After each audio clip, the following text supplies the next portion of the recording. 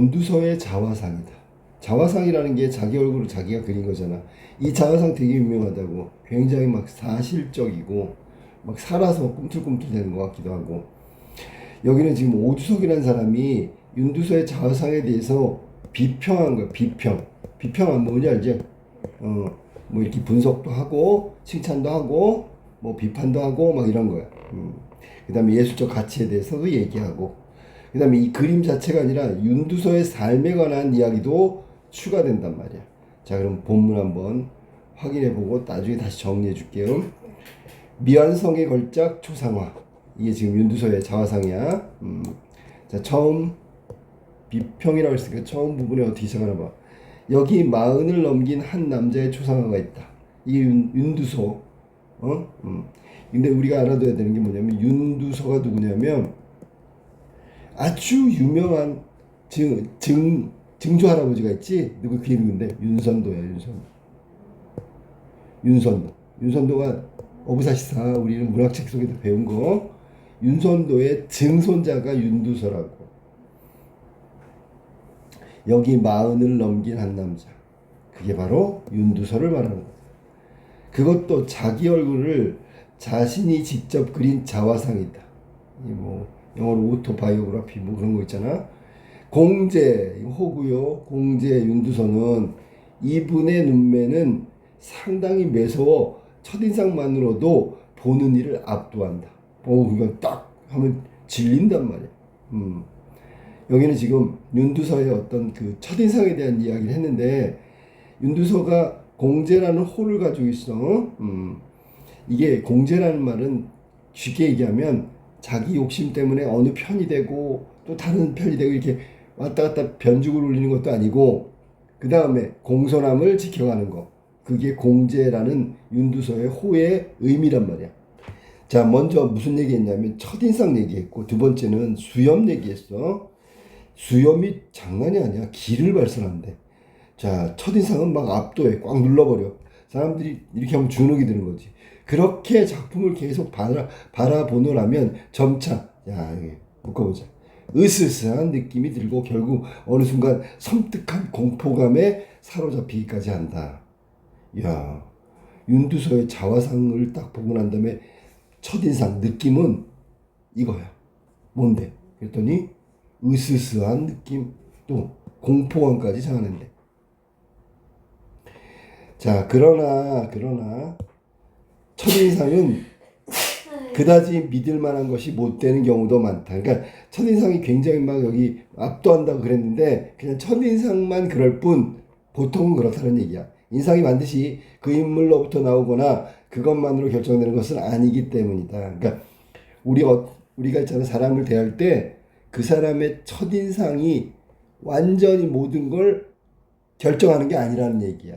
그 첫인상도 중요하지만 다른 부분도 있다고, 그걸 얘기하는 거야. 그러니까 첫인상에 압도한다라고 얘기했지만 그게 다는 아니다. 그가 입은 옷이며, 이거 봐. 첫인상뿐만 아니라 옷, 주위의 배경이라든지 독특했던 빛의 흐름, 그 다음 이런 것들이 여러 가지 외적 요소인데 이런 것들도 작용한다. 알았어? 무슨 말인지? 그러니까 윤두서의 자화상 속에는 1번, 2번, 3번 이런 것들도 압도하는 것에 영향을 미친다고. 물론 첫인상이 가장 중요할 수도 있지만 이것만 가지고 100% 그 사람의 어떤 그 성격이나 타입을 딱 결정하는 건 아니야. 여기 지금 1, 2, 3도 작용을 한다. 이걸 뭐라 해서 외적 요소. 그러므로 다시 한번 찬찬히 자화상을 살펴보기로 하자. 이제 압도한다 그랬는데 첫인상 말고 그러면 다른 게 뭐 있을까 한번 적어봐야 된다는 얘기야. 아무런 선입견이나 편견을 갖지 않고서 말이다. 인물은 일단 정면상이다.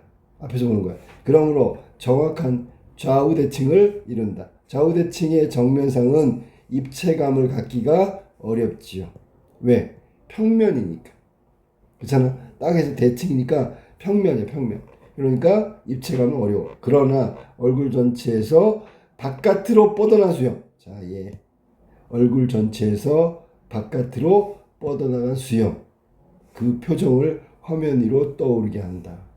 봐봐, 떠오른대. 이게 바로 입체감이라고 생각하면 돼. 그래서 좌우대칭 꼴은 입체감이 없지만 저 수염이 밖으로 이렇게 뻗어간 수염 때문에 입체감이 느껴진다. 더하여 새까만 탄건 끝이 부드러운 곡선을 이루며 휘어져 있어. 이거 봐. 생동감이지. 전체의 볼륨을 요령 있게 시사한다. 전체적 볼륨이 원래 볼륨이라는 게 그거야. 들어갈 때 들어가고 나올 때 나오고 막 이런 것들 얘기하는 거거든. 그러니까 결국 입체감하고 비슷하잖아, 그지?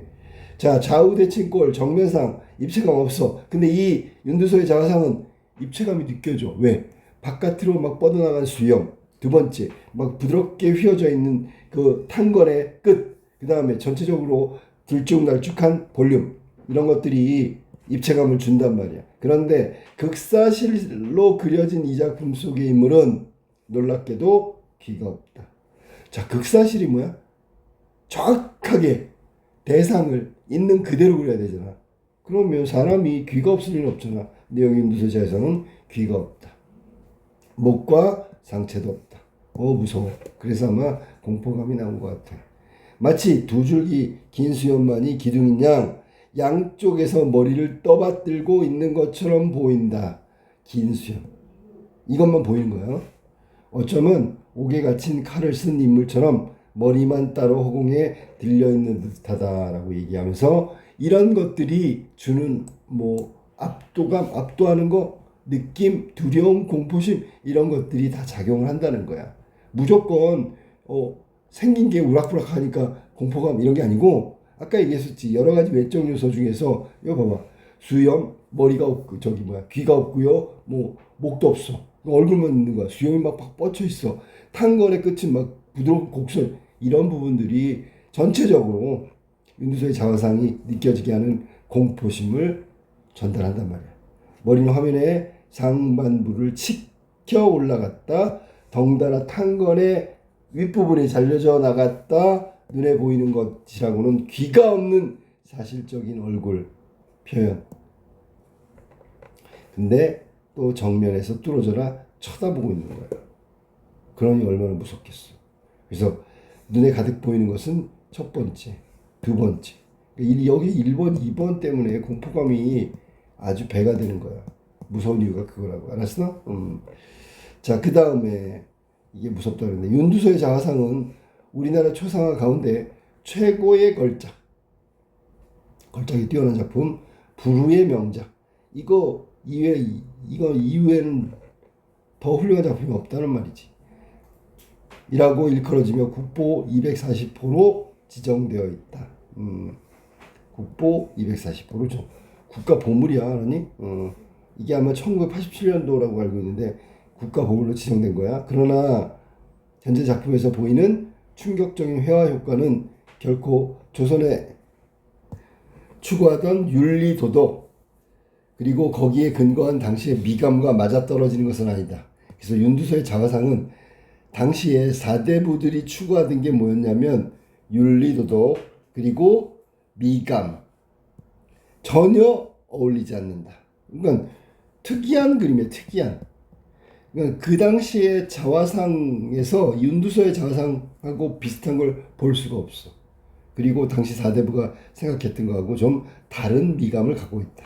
공자는 효경에서 신체, 잡아봐 나 효경이라는 게 효도에 관한 건데 신체는 털업과 피부까지 다 부모로부터 받은 것이니 감히 다치게 하고 상하게 할 수 없다. 이것이 효도의 시작이다. 이게 소학원에 나오는 거지. 소학원에 보면 효도의 시작을 이렇게 해서 그러므로 귀를 떼어내고 신체를 생략한 그림을 그린다. 이건 도저히 사대부가 할 수 있는 일이 아니야. 그러니까 귀를 떼어냈다. 신체를 생략했다. 그러면 여기 위에서 말한 대로 상하게 하고 훼손한 거잖아.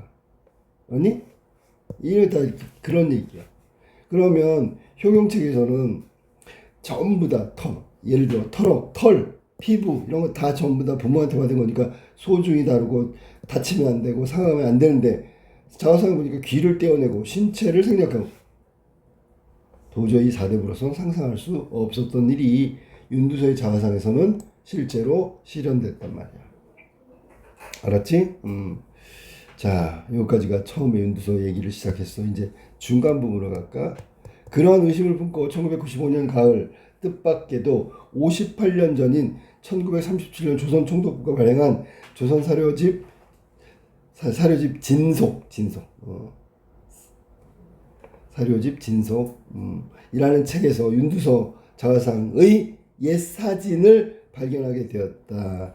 옛 사진 속의 윤두서의 모습은 지금 작품과 크게 달랐다.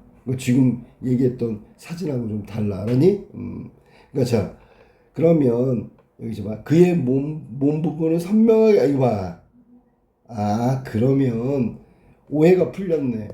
몸 부분이 생략됐다 그랬는데 아니 여기에서 발행한 사진 속에서는 옛 사진에 보니까 선명하게 그려져 있대 몸 부분이. 그 결과 현 상태에서 몸 없는 얼굴만 따로 떠 있는 우리가 알고 있는 거의 충격적이라고 부를 만큼 지나치게 강하기만 하고 날카로우기만 했던 그 윤두서의 자화상 속 윤두서의 인상은 원래 어지러 보이는 얼굴에 침착하고 단아한 분위기를 띄었다. 그러니까 윤두서의 자화상은 우리가 아까 공포감이 있었지, 그지? 귀도 없고요, 뭐 얼굴만 있고 이런 부분들 잘못된 오해를 하고 있었다는 거고 오해가 풀리게 된다. 그렇다. 이것이 바로 조선의 선비다. 그치? 이것이 바로 조선의 선비다. 조선 선비라면 어디까지나 원만하게 중용의 미감을 지켜나가야 그 학문인 성리학의 정신과 걸맞다. 중용이란 말이 나오는데 이 중용이란 말은 쉽게 얘기하면 넘치지도 않고 모자라지도 않고 한쪽에 치우치지도 않고 딱 중심을 잡고 있는 그 상태를 말하는 거야. 알겠지? 그러니까 이 윤두서의 자화상은 성리학적 정신 중용과 맞닿아 있다. 윤두서는 옛 사진 속에서 도포를 입고 있었다. 도포. 얼굴만 있는 게 아니고 단정하게 여민 옷깃, 정돈된 옷주름 선은 완만한 굴곡을 갖는 고르고 기품 있는 선으로 이루어졌어. 넓은 기세에 깨끗한 동정을 달았으므로 딱딱한 동정과 부드러운 천 사이에 살짝 주름이 잡혔다. 옛 사진이야 이건. 그림이 아니라 위에서 아까 나왔던 그게 아니라 옛 사진 발견한 거기에서 보면 이렇게 부드러운 사람이야. 알았니? 단정하지요. 그 다음에 기품이 있지요. 살짝 주름이 잡혔지요. 기슴 깨끗한 이게 봐 사진에 나와 있는 윤두서의 모습이라고. 그리고 그 동정과 기세 턱이 진 이중 구조는 인물을 포근하게 감싸는 듯 얼굴을 받쳐주고 있었다. 그러면 윤두서의 자화상 그림 말고 옛날 사진 그 사진집에서 본 거를 본다면 이건 굉장히 부드럽잖아. 공포 이런 거하고 거리가 멀잖아, 그렇지? 이게 진짜 윤두서의 느낌이란 말이야. 너무나도 따뜻해 보이는 감성적 얼굴, 됐지? 그다음에 총명하기 이를 데 없는 눈빛. 이게 다 윤두서의 원래 자화상에 우리한테 주는 느낌이라고. 공포심, 뭐 두려움, 뭐 기괴함, 괴랄 맞은 거 이런 거 없어. 알았니? 이해됐어 무슨 말인지? 옛 사진 속의 윤두선의 모습은 자화상하고 전혀 반대란 말이야. 원래 있었던 윤두서 자화상 사진 속의 상반신 윤곽선이 어떻게 해서 감쪽같이 없어졌을까? 그러니까 원래는 있었는데 다 사라져버렸잖아 지금. 비밀은 몸 부분에 유탄으로 그려진 데 있었다. 유탄 나왔네 그지? 선생님 잘 모르겠지만 이게 버드나무 유자에다가 이게 석탄 그런 거야. 그러니까 우리가 그 그림 그릴 때 연필로도 그리고 뭐 잉크로도 그리고 그러잖아. 그림 재료. 그게 유탄이니까 버드나무 숯으로 그린 거야. 그러니까 이거를 몸 부분은 이걸로 그러니까 다 날아가 버렸네. 유탄이란 요즘에 스케치 연필에 해당하는 것으로 버드나무 가지로 만든 숯 이게 유탄이거든. 이것은 화면에 달라붙는 점착력이 약해서 쉽게 지워진다. 그래서 날아갔구나. 그래서 대생하다가 수정하기에 편리함으로 통상 밑그림을 잡을 때 사용한대. 자화상의 경우 중요한 부분이 얼굴, 먹선을 올려가지고 정착시키고 몸체는 유탄으로 그렸대. 유탄으로 했으니까 다 날아가 버렸지. 그 몸에 미처 먹선을 올리지 않은 상태, 그러니까 유탄을 그리고 위에다 먹선을 올려야 되는데 못했으니까 다 날아갔단 말이에요. 미완성의 상태로 전해 오다가 언젠가 그 부분이 지워져 버린 것 같다라고 추측하고 있는 거야. 그러니까 윤두소의 자화상엔 몸이 없는 거죠.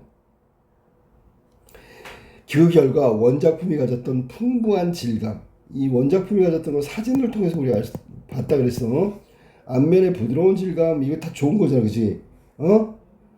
그 다음에 희생되고 뼈대가 되는 선적인 요소만 남았다. 그러니까 선만 남은 거야, 선. 나머지 아주 줄 수 있는 이런 느낌은 다 사라져버리고, 왜냐면 지워졌으니까. 몸체는 유탄을 그렸기 때문에 몸탄이 다 날아갔단 말이야.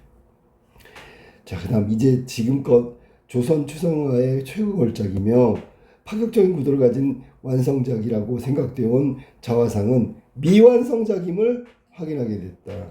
미완성작이었구나, 그렇지?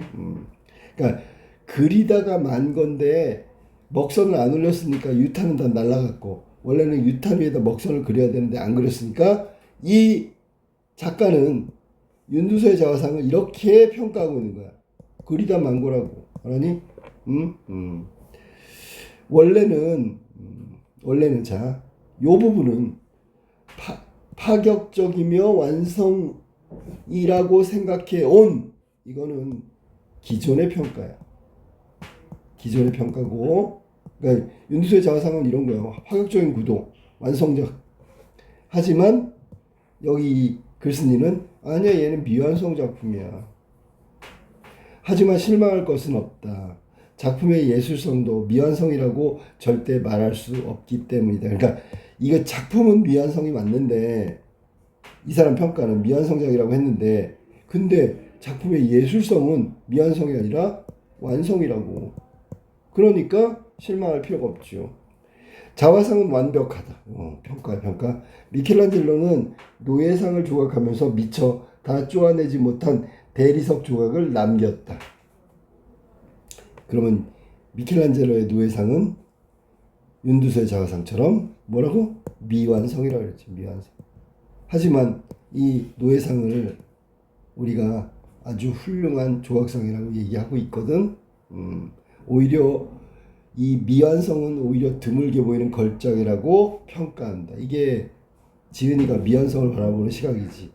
다듬어지지 않은 돌이라는 작품 재질과 그로부터 영혼이 깃든 형상을 이끌어내려는 작가의식 사이에 말할 수 없는 팽팽한 긴장감이 감돌고 있기 때문이다. 그러니까 쉽게 얘기하면 뭐냐면 작가가 무엇을 만들려고 멈춰 있는 거야. 거기다 뭔가를 입히려고 하는 거야. 그런데 잘 떠오르지 않거나 실행하지 않은 것 뿐이지. 그러니까 이거는 굉장한 어떤 작품과 작가 사이에 굉장한 의식이, 영혼이 충돌하는 거지. 만약에 이게 결정됐다면 미완이 아니라 완성이 됐겠지. 자화상 또한 미완성작이지만 오히려 그 덕분에 마지막 손길이 더해지지 않은, 그렇지, 미완성, 작가 자신에 대한 심오한 상념이 전개되는 과정. 심오한 상념이 뭐라고? 팽팽한 긴장감, 작가의식, 이런 것들이 있단 말이야. 그리고 생생한 자기 성찰의 흔적을 보여준다. 이 미완성에 대한 평가를 이렇게 내리고 있는 거야. 뭐라고 했냐면, 첫 번째, 윤두소의 자화상은 작가의식이 가지고 있는 팽팽한 긴장감이 감돌아. 이거 훌륭한 작품인데, 그 다음에 미완성은 작가 자신의 심오한 상념이 전개되는 과정이야. 그러니까 훌륭한 거지. 생생한 자기 성찰의 흔적을 그대로 보여주니까 훌륭한 거지. 그래서 윤두소의 자화상은 1, 2, 3 때문에 훌륭하다. 그렇다면 미켈란젤로나 윤두소는 어쩌면 똑같은 미완성작 속에서 더 이상 손댈 수 없는 완전성을 감지하고서 그 이상의 작업을 스스로 포기했던 것인지도 모른다. 그러니까 이게 뭐냐면 완전성이라는 게 완벽하다고 생각하면 돼. 근데 만들다 말았는데 완벽한 게 이루어졌어. 그래서 그냥 놔뒀다고. 알았지? 그러면서 미켈란젤로하고 윤두소의 공통점을 이야기하고 있단 말이야. 왜 미완성을 만들었을까? 미완성 자체가 완성이니까. 그걸 느꼈기 때문에 그대로 내버려뒀다. 그런 얘기야. 자, 그래서 스스로 포기했다는 얘기는 그게 미완성인 게 끝이라고 생각한 거야. 자, 그 다음에 중간이로 볼까? 자, 두 번째 중간이야. 여기 중간 2번이야. 중간 2. 중간 2. 앞에 게 중간 1이고 중간 2. 자신에 대한 성실성의 산물 자화상. 이제는 자화상에 대해서 어떻게 보는 거야. 이제 자화상에 대한 그릇된 첫인상 말끔히 씻어버리고 작가의 원래 의도를 따라 작품을 감상해보자. 거울 속에 한 남자가 나를 뚫어져라 바라보고 있다. 그러나 찬찬히 살펴보니 그 눈빛은 전혀 나를 보고 있지 않다. 아까 뚫어져라 응시한다 그랬거든. 근데 이번에는 자세히 보니까 달라. 자, 그는 골똘한 생각에 빠져 자기 자신을 보고 있는 거야. 나를 보는 게 아니라 스스로의 내면을 보는구나. 그래서 나는 용케 두 사람의 내밀한 대화 사이로 숨어들어 몰래 엿보긴 하지만 끝끝내 두 사람 간의 침묵의 대화 속에 끼어들 수는 없다. 그려진 윤두서의 고요함 속으로도 그린 윤두서의 강한 의지 속으로도 들어갈 수가 없다. 그래서 결국 이해를 못하겠다는 거야. 하나니 두 사람은 바로 이거야. 이게 두 사람을 말하는 거야. 자, 그림을 그리는 윤두서, 그려진 윤두서. 이 둘 사이의 침묵의 대화. 역설적이게도 두 사람에게는 왔다 갔다 하는 소통이 있단 말이야. 그런데 독자인 나는 이거에 끼어들 수가 없다 그런 얘기야. 윤두서가 나지막이 두 윤두서에게 말을 건네다. 너는 누구인가? 네가 나인가? 너는 도대체 어떤 사람인가? 여기 지금 보면 윤두서가 나지막히 윤두서에게 말을 건넨다. 너는 도대체 어떤 사람인가? 이게 있잖아. 결국 자기가 자신을 응시하는 거야. 응? 그러면 이게 자화상을 윤두서가 그린 이유가 되겠네. 자화상을 그린 이유가 뭔데? 이게 바로 자기 성찰이야. 자기 내면을 들여다보기 위해서 그림을 그렸다고 생각하면 돼. 알았지? 결국 그래서 나를 보고 있는 게 아니라 자신을 보고 있다고 얘기한 이유가 바로 그런 얘기야. 알았지? 윤두서가 그려진 윤두서를 보고 서로가 교류하고 소통하고 왔다 갔다 하는 거지. 그지? 자, 그 다음에 자화상을 그린 이유는 바로 자기 성찰이라고 분명히 얘기했다. 자, 자기 성찰에 해당되는 게 바로 이 부분이에요. 그의 눈꼬리는 매섭게 치켜 올라갔다. 흑백이 분명하고 광채가 나며 혼이 살아있고 위험에 찬 눈이다. 그래서 눈매가 매서운 거에 대한 이야기를 했어. 그것은 생명력이다. 살아있습니다. 그러나 똑같은 눈이 어딘가 축축히 젖은 듯하고 붉은 기운이 배어 있어 마치 슬프고도 아픈 사람의 그것과 같다. 자, 슬프고도 아픈 사람의 눈빛과도 같다. 자, 위에서 뭐라 했냐면 첫 번째가 이거잖아. 뭔데요? 첫 번째가 이거라. 눈꼬리는 매섭게라고 얘기했잖아. 매섭게라고. 근데 나중에 보니까 슬프고도 아픈 사람의 그것과 같다. 축축이 젖은 듯하고 붉은 기운이 배어 있다. 그러니까 첫 번째 봤을 때는 매서웠지만 지금 봤을 때는 다르게 느껴진다라는 얘기야. 알았니? 다르게 느껴지죠. 그리고 그 눈은 뭐라 그랬어? 첫 번째가 생명력이라 했지. 첫 번째 눈은 생명력이고 두 번째 슬프고도 아픈 사람 그것과 비슷하다. 됐죠? 그 다음에 특히 눈 아래 와잠이라는 부분은 지난 세월의 무게로 약간 처져 있다. 뭐 여기 밑에 말하는 건 눈 아래 뭐 애교살 뭐 그런 거랑 비슷한 거. 뭐 누에가 이렇게 누워 있는 것 같이 생겼다 그래서 그런 거야. 그리고 눈 둘레는 거슴츠레한 피곤에 물들어 있다. 그것은 진실함이다. 그래서 윤두서의 눈은 첫 번째 생명력이고 두 번째는 진실함이다. 알았니? 이렇게 눈 있잖아. 매섭게. 이게 첫인상이야. 알았니? 날카롭게. 눈을 부릅뜨고 막 이렇게 느꼈는데 실제로는 이 작가가 다시 봤던 윤두서의 모습은 눈이라는 게 생명력 가득하고 살아있는 눈이라는 게 진실됨이 보이는 눈이다. 무서운 게 아니다. 그지? 윤두서의 눈빛은 고요하다. 또 느꼈어. 눈빛은 고요하다. 이것도 느낌이지. 이거는 눈빛의 느낌이야. 앞면의 어느 부분보다도 짙은 먹선으로 그려졌고 날카롭게 치켜진 생김새에도 불구하고 그의 눈빛은 침착하기 그지없다. 침착하대. 아니, 이게 지금 눈빛에서 느낀 게 고요하다고 하면서 시작했거든. 근데 마지막에 보니까 침착함이 끝이 없어. 이것도 눈빛이란 말이야. 사실은 정확하게 하면 눈빛의 1번이고 눈빛이 2번이 되겠지, 그지?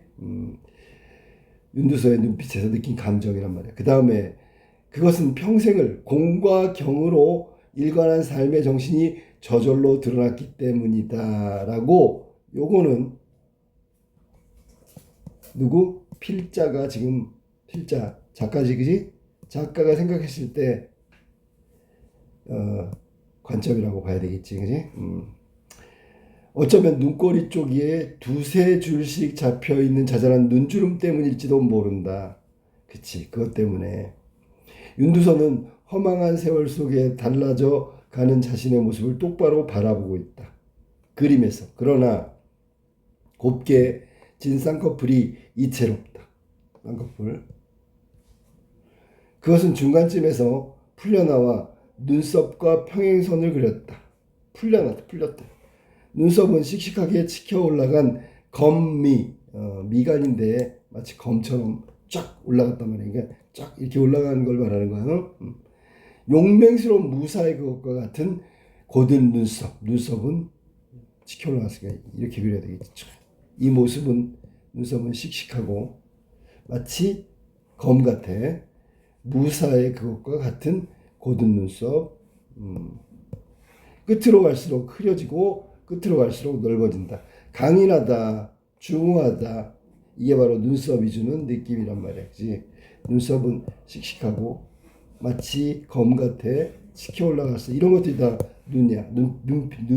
눈썹이야. 눈빛은 뭐라고? 고요하고 눈빛은 침착하기 그지없지. 그지? 왜 그럴까 그랬더니 작가는 이것 때문이라고 생각한 거야. 알았어? 자, 윤두서의 수염은, 자, 봐봐. 지금 그림에 나와 있는 거 이제 하나하나 세부적으로 눈빛, 수염, 막 이런 거 다 나오는 거야. 그지? 요번에 수염을 한번 봅시다.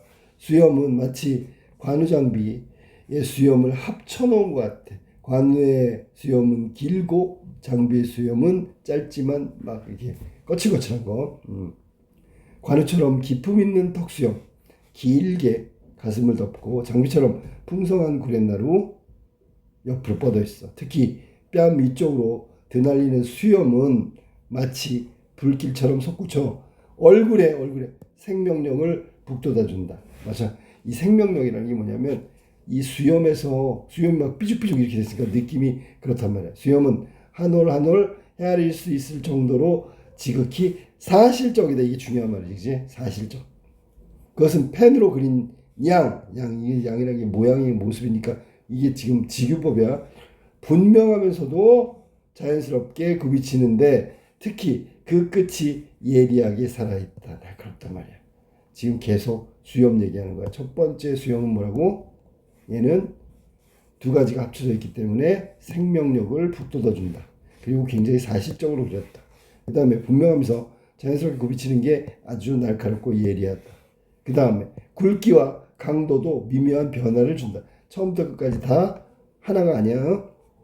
입술을 덮은 팔자 콧수염이 그 다음에 구렛나루나 턱수염보다 더 빳빳하고 억세 보이는 거에 바로 그 예이다. 그 예가 뭐냐면 굵기나 강도가 미묘하게 변화하고 있는 거지. 그러니까 필자의 콧수염, 구렛나루, 턱수염 이런 것들이 다 어느 건 날카롭고 어느 거는 더 뻣뻣하고 막 이렇게 그렸다 그런 얘기야.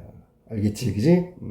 그럼 지금 우리 보니까 눈하고 눈빛하고 지금 수염하고 뭐 다 지금 하나하나 조각조각 내서 이야기하는 거야. 분석, 비평이라고 했으니까. 이처럼 이제 끝이네. 마지막 다 왔어. 이 부분이 처음, 중간, 끝에 해당해. 이처럼 작품 속의 윤두서는 실제 얼굴보다 약간 작지만 거의 실물 크기에 가까워. 그래서 사실적이라고 얘기한 거야. 극사실적은 아주 정확하게 일치한다는 얘기지. 콧구멍을 보면 콧털 선호골까지 숨김없이 묘파되고 있을 정도다. 묘파라는 게 원래 그 묘가 있잖아. 고양이 털, 수염 뭐 그런 걸 말하는 거야. 그러니까 그 정도로 아주 콧털까지 다 숨김없이 그림을 그렸다 그런 얘기야. 조선 초상화의 정신은 터럭 한올 이거 해봐야지. 왜 그러면 저렇게 콧털 선올까지 숨김없이 묘파했을까? 조선 초상화의 정신은 이게 다 같아야 된다고. 뭐 요거거든. 그러니까 저렇게 콧털까지 정확하게 그렸구나라는 얘기지. 알았어? 그럼 윤두서의 그 초상화에 막 콧털까지 자세하게 그린 이유는 조선 초상화가 원래 사실주의였기 때문에 그렇다는 얘기야. 이것은 이웃 중국에 미화된 초상이나 일본에 간략하게 초상화된 초상과 현격하게 구별되는 우리 초상화의 특색이란 말이야. 그러면 중국 초상화는 어떤데? 미화된 거지. 막 더 멋있게 아름답게. 일본 초상화는 다 생략하고 자기식대로 바꾼 거야. 간략하고 생략. 우린 절대로 아니야. 이거야. 응? 알았지? 자, 무엇보다도 윤두서의 자화상은 예술성은 자 이제 나온다. 회화의 가장 중요한 표현 수법 가운데 하나인 대조를 고차원적으로 활용한 거다. 이제 평가 나오는 거야. 작품을 보는 이가 첫눈에는 무섭다. 이거 저 아까 얘기했잖아. 강렬한 인상을 받지만 나중에 보면 볼수록 인자하고 부드럽고 고요하고 이렇게 되게 만드는 게 대조란 말이에요. 대조의 고차원적인 활용이라고. 이 대조의 고차원적인 활용 덕분에 우리는 첫 번째 보면 강렬하지만 보면 볼수록 인자해지고 부드럽고 고요한 느낌을 받게 된다. 이게 어디서 왔다고? 대조에서 왔다고.